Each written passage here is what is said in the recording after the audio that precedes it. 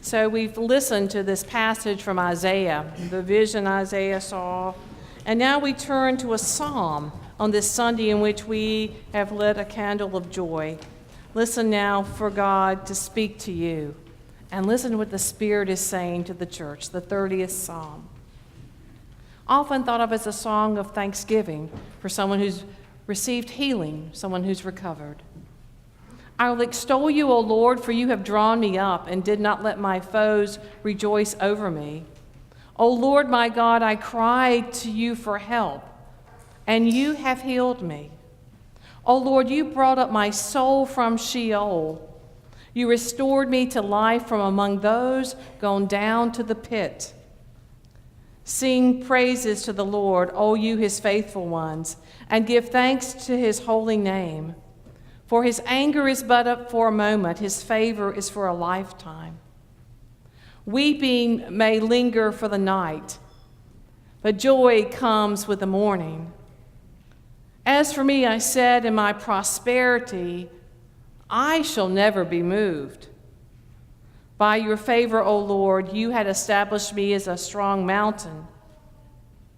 But you hid your face. I was dismayed. To you, O Lord, I cried, and to the Lord I made supplication. What profit is there in my death if I go down to the pit? Will the dust praise me? Will it tell of your faithfulness? Hear, O Lord, and be gracious to me. O Lord, be my helper.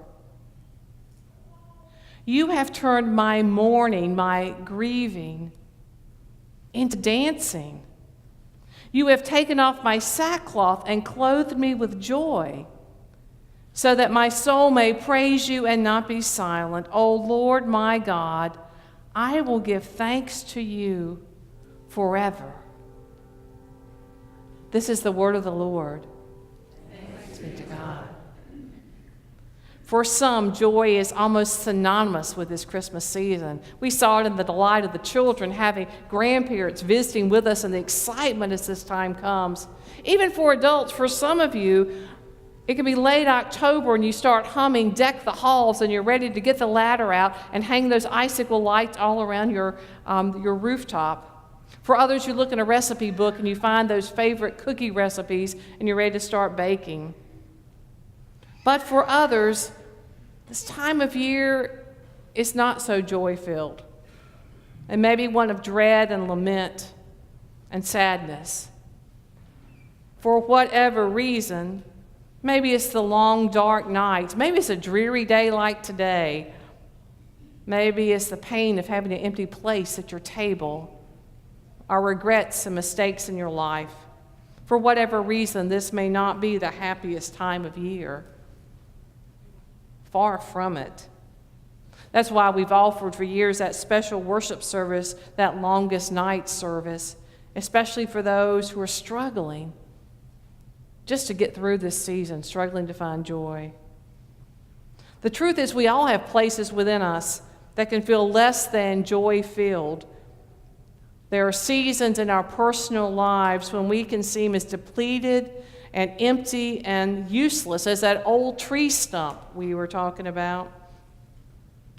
A lifeless piece of dead wood. What good's a stump anyway? Even in that Shel Silverstein delightful children's book called The Giving Tree, the only thing a stump is good for is to let someone sit down and rest upon you. Stumps are like obstacles. They're the things that cause you to stumble on your path. There are moments in our personal lives that we feel just as lifeless, in our corporate, our national lives, when we feel less than optimistic about the future. We start dreading what's going to happen next. Instead of believing good things are coming, we think all the good things are in the years gone by. They're far behind us, and there's not much hope ahead. As hopeless as a dead stump. For the children of Israel, their hopes for a bright future from a Messiah had seemingly been destroyed as well. King David had been a successful, wonderful ruler, this son of Jesse in so many ways, a powerful king. He'd united those divided kingdoms. His son Solomon, who took the throne after him, was very prosperous. He built up the temple. However, weak rulers followed Solomon. The children of Israel stray from being faithful to God. They go other paths. And that proud Assyrian army comes on the scene. They enter the picture. And they cut down this kingdom like a mighty, towering tree. They cut it down like with an axe. And they carry away that vibrant trunk, leaving only a sad stump as of a people, a bleak reminder of what had once been. The hope of a coming Messiah had been chopped down, and the only thing left was that dead stump. Some of that same lament and despair is voiced by the psalmist this morning. In the past, this psalmist has been one to sing the praises of God. The psalmist proclaimed, "In my prosperity, I shall never be moved. I shall never doubt. I'll always be faithful." Walter Brueggemann, the Old Testament scholar, paraphrased these words as saying, "It can't happen here. Not to me. I will never waver in my trust and praise." But then it happened, whatever it is. A diagnosis, a loss, a betrayal, a divorce, an illness. The psalmist says, "Oh God, you're hiding your face from me. Where are you? I cannot see or feel you. I'm terrified. I'm dismayed. I have gone down to that lifeless pit of silence and death." Our Hebrew scriptures call that place Sheol, that place where dead things go, a place of absolute isolation from God. Just when the night appears the darkest and the longest, in the midst of despair, when year after year there seems so little to ever give us hope, then slowly, amazingly, we notice there's a tiny green shoot that has emerged. Slowly, we see that tiny green shoot that sprouts from a lifeless stump. It starts only as a small shoot. It's not even a leaf. But from the same stump that seems so dead and lifeless, we realize there's still life there. There's still hope there, when only we've seen darkness and silence of God. The prophet Isaiah proclaims that God is breaking in to our lifelessness, the lifelessness of a people, to the despair with that tiny shoot, that symbol of life. And that's all we need, just to see it. I don't know how it happens, because God breaks in with such a tiny presence of life. It's almost too small, too insignificant at first. The way new life breaks into a dismal world. It's like a smile to a stranger, maybe a loaf of bread received to a visitor, a sidewalk shoveled you hadn't expected, a card that comes in the mail, a pint of blood someone donates while you're in the hospital. Encouraging news from the doctor this time. So small we might easily dismiss it and go on our way, until that tiny shoot begins to leaf out, that tiny sprout begins to grow and grow. The psalmist in her despair cries out to God, and instead of silence this time, there is a word from God. And the mourning, the weeping that had been sounding throughout the night is no more. Somehow the psalmist glimpses a ray of sunlight as the morning breaks. And instead of weeping, there's joy in this morning. Imagine that. The psalmist throws off her sackcloth of mourning. She takes off that black funeral dress, and she puts on her dancing shoes.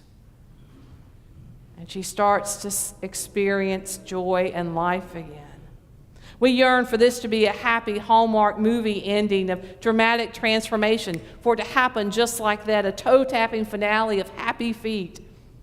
And instead, that green shoot from the stump of Jesse is one slow grower.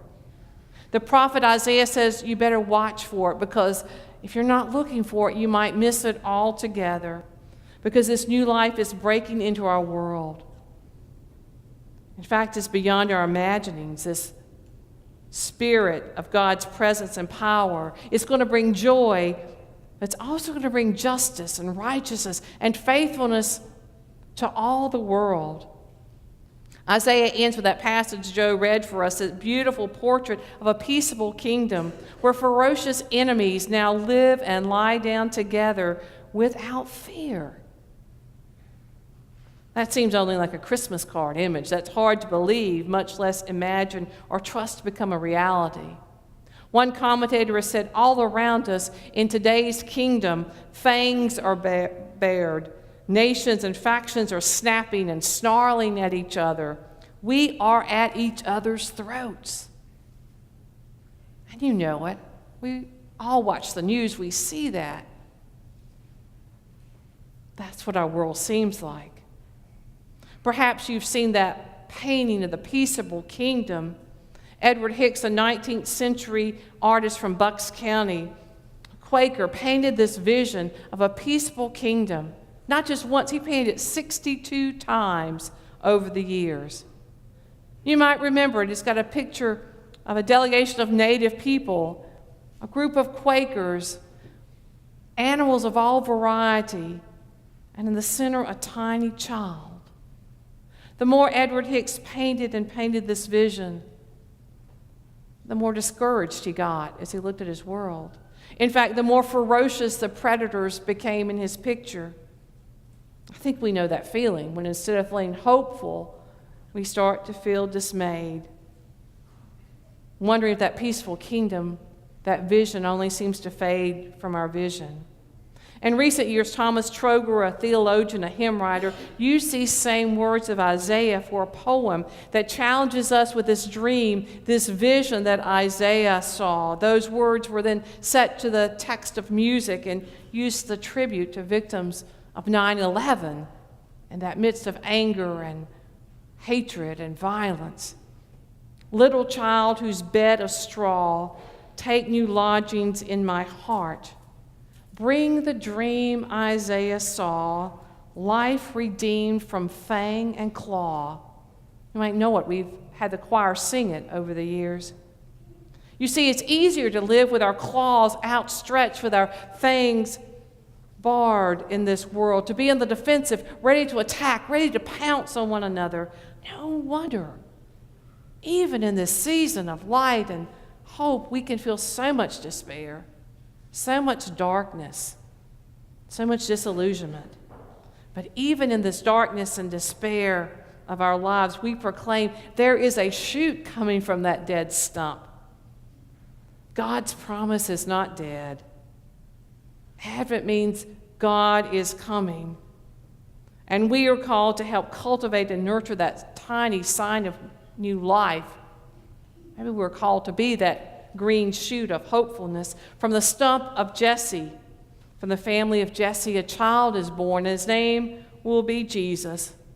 And he will bring salvation and life. This Advent season, we yearn and pray for God to break in.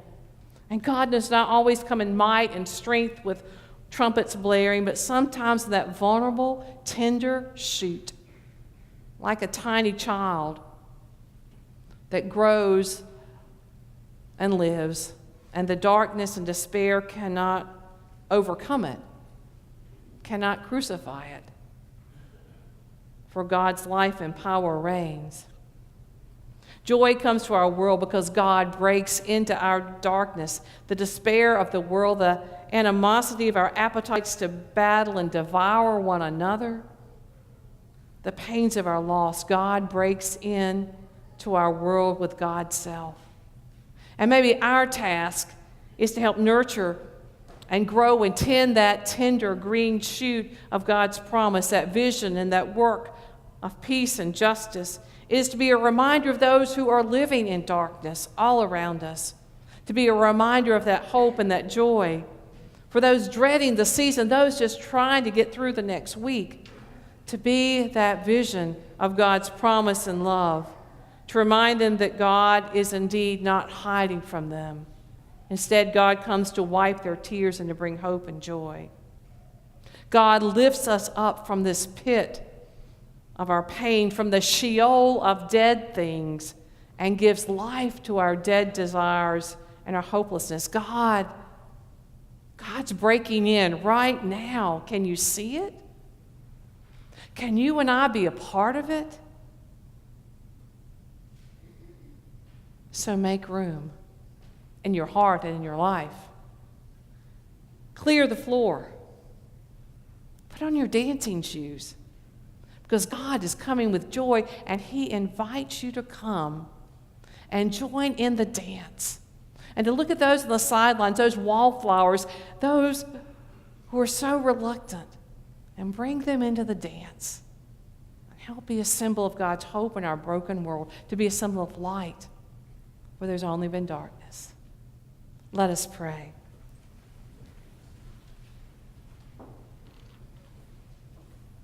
Come, Lord Jesus.